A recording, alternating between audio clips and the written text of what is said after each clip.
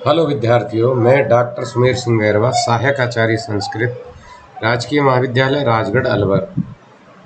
मैं आज बीए पाठ द्वितीय वर्ष के विद्यार्थियों का जो उनका कि छंद नामक जो चैप्टर है वो चल रहा था। मैं आगे उसी छंदों के बारे में जो उनके शेष बचे हुए छंद हैं, तो उन छंदों में से आज मैं आपको 3 छंदों का वर्णन यहाँ पर करने जा रहा हूँ। पहला छंद है वसंत तिलका छंद। तो वसंत, देखें इसकी जो परिभाषा है मैं पूर्व में आपको अच्छी तरह से बता चुका हूँ। छंद किसे कहते हैं, छंद का तात्पर्य क्या है, छंद में किस प्रकार से गण चिन्ह लगाए जाते हैं, छंद कितने प्रकार के होते हैं, ये सारी चीज़ मैं आपको पूर्व वीडियो में बता चुका हूँ। और मैंने आपके व्हाट्सएप ग्रुप पे भी ये सारे छंदों का जो लिखित में नोट्स हैं इनके, वो भी मैंने आपको वहाँ पर डाल दिए हैं। आप अच्छी तरह से वहाँ से उतार सकते हैं। तो आज मैं आपको जो छंदों का वर्णन करने जा रहा हूँ, 3 छंदों के बारे में मैं आपको वर्णन करने जा रहा हूँ। ध्यान से उनको सुने। देखिए कि जो आज का छंद है, पहला छंद, उस छंद का नाम है वसंत तिलका छंद। वसंत तिलका छंद से तात्पर्य मैंने पहले भी बताया था आपको कि जो परीक्षा के अंदर या पेपर के अंदर जो छंद पूछे जाएंगे, 4 छंद, उन 4 छंदों में 2 छंदों के लक्षण और उदाहरण सहित व्याख्या अपन को करनी होगी। तो सभी छंदों की मैं आपको लक्षण और उदाहरण सहित व्याख्या बताई भी है और आगे भी मैं बताता रहूँगा। तो आज का जो अपना छंद है, उस छंद का नाम है वसंत तिलका छंद, अर्थात वसंत तिलका छंद किसे कहते हैं। तो देखिए इसका जो लक्षण है वो सीधा सा लक्षण है कि उक्ता वसंत तिलका तवजा जगौ ग। अब देखिए इसी के अंदर इसकी परिभाषा छिपी हुई है। यदि हम इस संस्कृत के लक्षण का यदि हम अनुवाद कर देते हैं तो इसी में इसके लक्षण की परिभाषा हमको देखने को मिल जाएगी। उक्ता वसंत तिलका तवजा जगौ ग। देखो इसकी मुख्य रूप से जो परिभाषा है उस वह परिभाषा है कि यह छंद, इस छंद के प्रत्येक चरण में 14-14 वर्ण होते हैं। इससे भी अपन पता लगा सकते हैं कि चरण के जो 4 चरण होते हैं उसके प्रत्येक चरण में हमको 14 अक्षर इसके गिनने होंगे, वह वसंत तिलका छंद होता है। इसके अतिरिक्त जो इसकी परिभाषा है वो है तव जा जगौ ग। तव जा जगौ ग से तात्पर्य है यहाँ पर कि तगण, भगण, जगण, और जगौ ग का मतलब होता है कि जहां पर 2 गुरु वर्णों का प्रयोग हुआ हो उसे हम वसंत तिलका छंद के नाम से जानते हैं।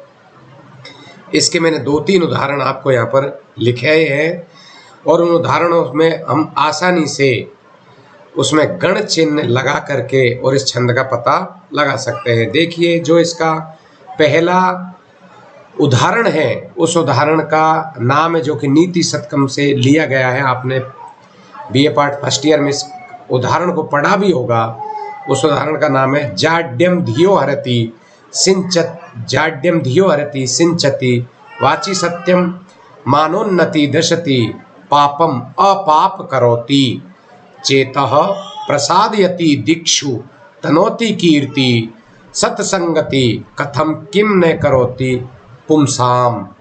तो इस जो उदाहरण है इसमें यदि हम अक्षर गिनते हैं एक एक, तो उस अक्षरों के माध्यम से भी हम ये पता लगा सकते हैं कि इसमें 14 वर्ण है और ये वसंत तिलका छंद है। लेकिन जब इसमें हम गण चिन्ह लगा देते हैं तो ये हमको प्रमाणित हो जाता है कि हाँ, इसमें यदि गण चिन्ह इसके छंद के अनुसार, लक्षण के अनुसार लग जाते हैं तो वो जो छंद कहलाएगा वो वसंत तिलका छंद कहलाएगा। देखो जाड्यम, जाड्यम धियो हरति, जा ये गुरु वर्ण है तो ताराज, तारा तगण में ताराज मतलब तीनों वर्ण, 2 वर्ण गुरु वर्ण आएंगे, एक लघु वर्ण होगा वो तगण होगा, और भानस भगण, भा एक गुरु वर्ण और 2 लघु वर्ण होंगे, और जगण में जय भान मतलब जय भा न, एक तो शुरू में लघु वर्ण फिर गुरु वर्ण और लघु वर्ण का प्रयोग होगा।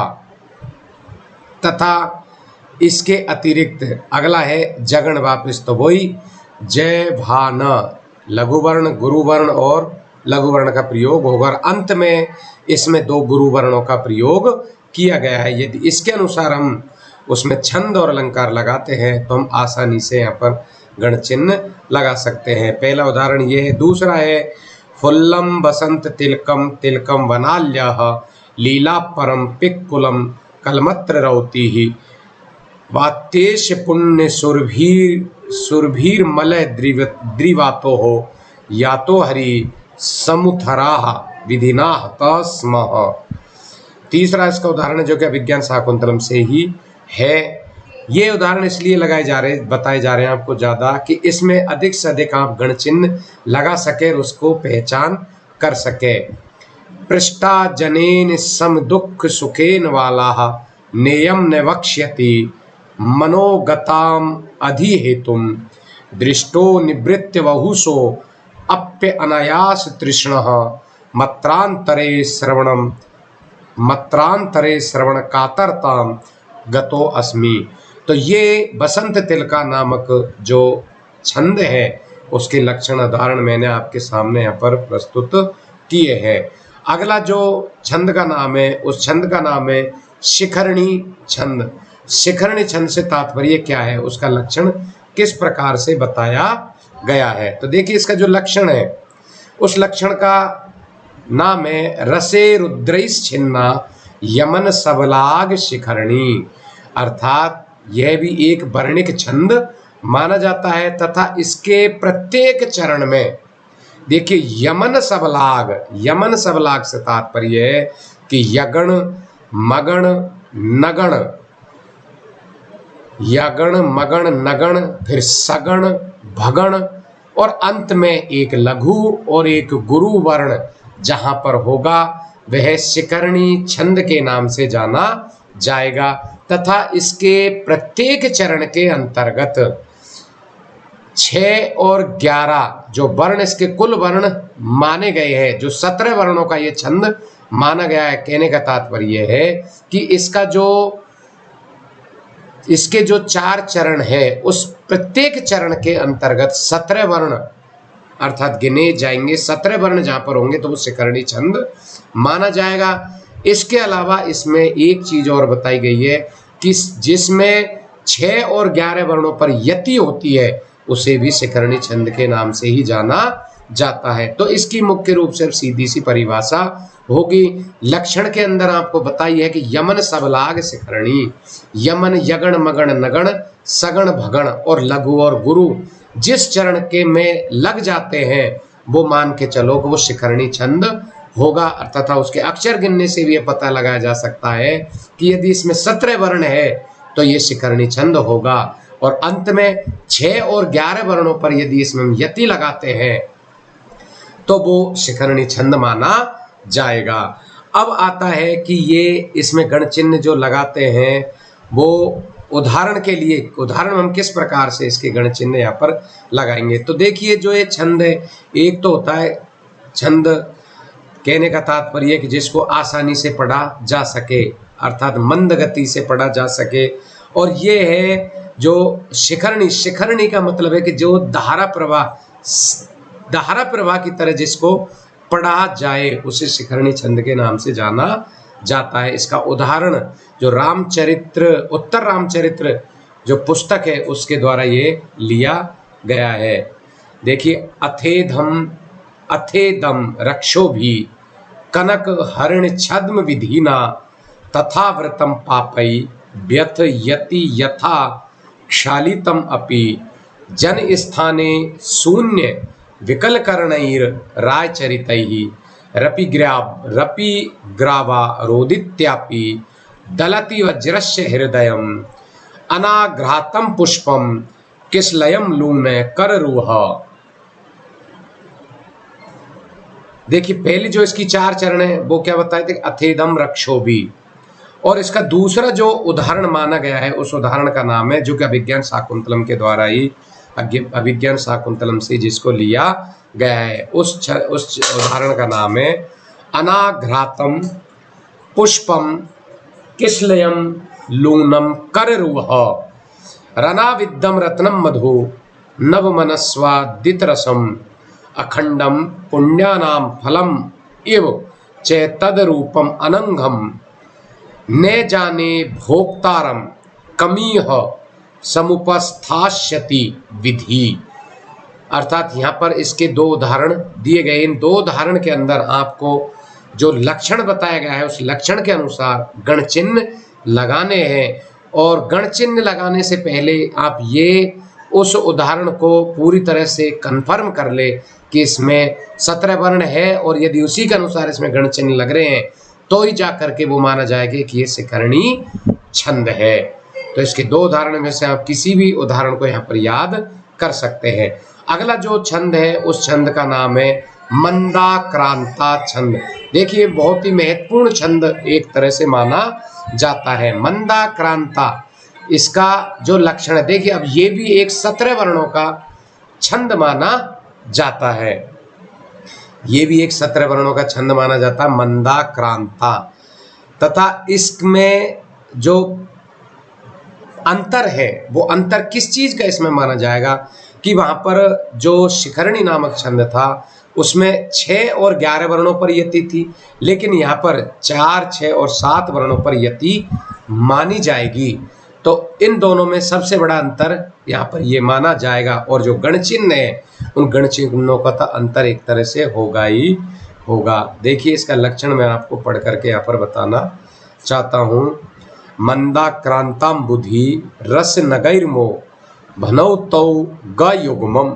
अर्थात ये जो एक वर्णिक छंद माना जाता है, इसके प्रत्येक चरण में वही 17 वर्ण माने जाएंगे, लेकिन इसका लक्षण है जो मुख्य रूप से इसकी परिभाषा में ही छुपा हुआ है कि इसके प्रत्येक चरण में रस नगैर मो भनौ तौ ग युग्मम। नगैर मो का मतलब मगण, भनौ भगण, नगण, और तौ का मतलब होता है दो तगण, तगण, और ग युग्मम अंत में 2 गुरु वर्ण जहां पर होंगे वो एक तरह से मंदाक्रांता छंद कहलाएगा।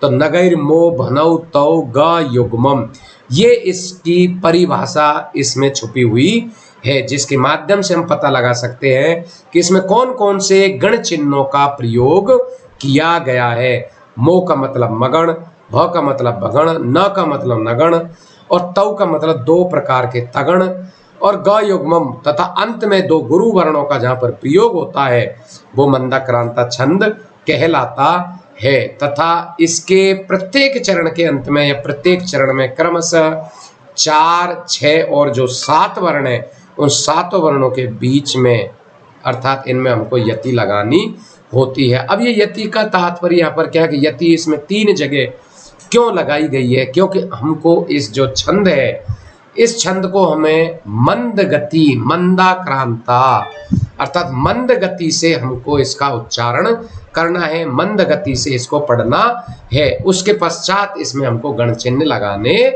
होंगे।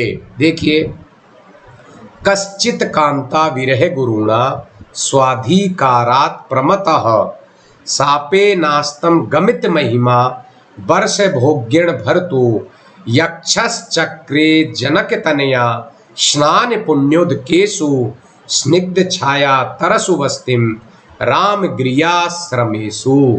अर्थात ये जो महाकवि कालिदास द्वारा रचित मेघदूत नामक जो उनका महाकाव्य है, गीति काव्य जो माना जाता है, उस गीति काव्य में से इस श्लोक को अर्थात इस उदाहरण को लिया गया है। अब इसको मंद गति से जहां पर यति आ रही है वहां पर अपन को रुकना है पढ़ते समय। देखिए मैं आपको एक उच्चारण करके इसका बताता हूं। कश्चित कांता विरह गुरुणा स्वाधिकारात् प्रमतः सापेन हस्तम गमिते महिमा वर्षे भोग्येण भरतु यक्षश्चक्रे जनके तनया स्नाने पुण्योदकेषु स्निग्ध छाया तरसु भस्तिम रामगृहाश्रमेषु। तो इस प्रकार से यदि हम इसका उच्चारण करते हैं तो हमको इसका उदाहरण याद भी आसानी से हो सकता है, और इसमें हमको जो गण चिन्ह बताए गए हैं उन गण चिन्हों को हमको प्रत्येक उदाहरण में लगाने हैं, जब जा करके हमारा छंद संपूर्ण रूप से सफल माना जाएगा। दूसरा भी इसका उदाहरण मैंने आपको लिखा है उसको भी आप याद कर सकते हो, जो कि विज्ञान शाकुंतलम से ही है। नैति चित्रम यद यमुद अधिश्याम सीमाम धारित्री ही मेकः कृत्स्नाम नगर परिग्र प्रांशु बाहुर्भुनक्ति ही आसांस्ते सूर्ययुवतो वैद्यवैरः ही दत्यई रस्यासधिज्ये धनुंसी ही विजयम पौरुषे च वज्रे। तो किसी भी उदाहरण के अंतर्गत इन गण चिन्हों को आप लगा सकते हैं और आपको आसानी से याद जो हो जाए उसी उदाहरण को आप याद करें, जिससे कि परीक्षा में आप आसानी से लिख सके। तो मैंने आज आपको यहाँ पर जो 3 छंद का प्रयोग यहाँ पर किया है, इन 3 छंदों को आप जो मैंने नोट्स आपको पूर्व में डाल रखे उसमें से आप आसानी से इनको उतार सकते हैं और इनको पढ़ करके अच्छी तरह से याद कर सकते हैं। चाहे उदाहरण और लक्षण हम जब तक इनको याद नहीं करेंगे, जब तक नहीं लिखेंगे, जब तक हम इनको नहीं सीख सकते हैं।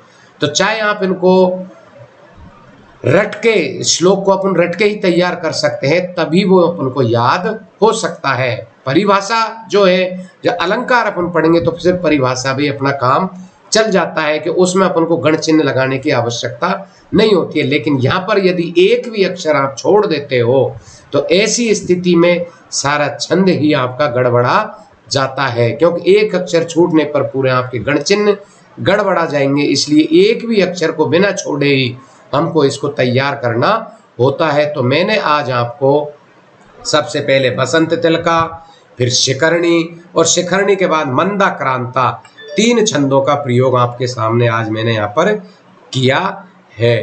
तो इनको आप निश्चित रूप से याद करेंगे। धन्यवाद।